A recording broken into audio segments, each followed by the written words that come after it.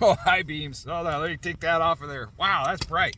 Hey guys, Big John here from Alaska. Yeah, if you're new to the Matsu Valley, we just went through a really dramatic windstorm. They can get pretty bad. And guess what? If you're a lifelong Alaskan, you know these things happen every single year, and they get worse than what we just had.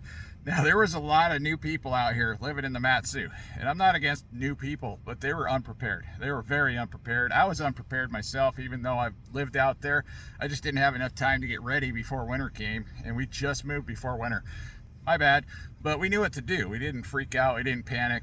We went out and we got the supplies we needed. Thankfully, the supplies were available, because when I went yesterday afternoon and I was just looking at stuff, they were wiped out of everything. But now today, for the majority of us, power should be back on.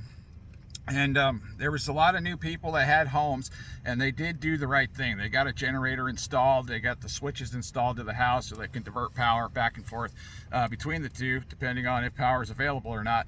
But they didn't take into consideration that the placement of their generator.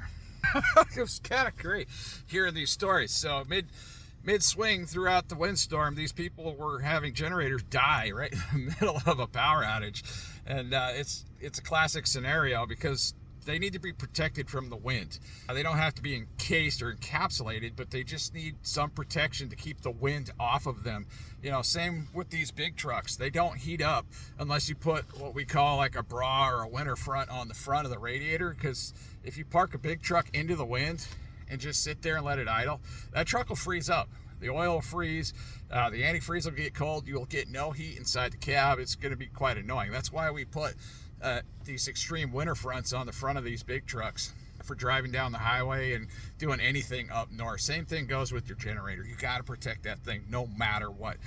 But it does get worse, so figure out where your shortfalls were this time around and try to compensate for that.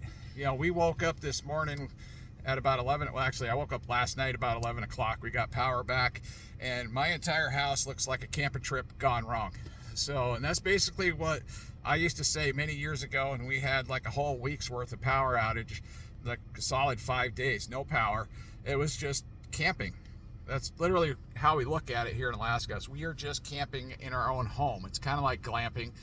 If you got enough water to flush the toilets, yeah, that's a thing. You got to fill the tub.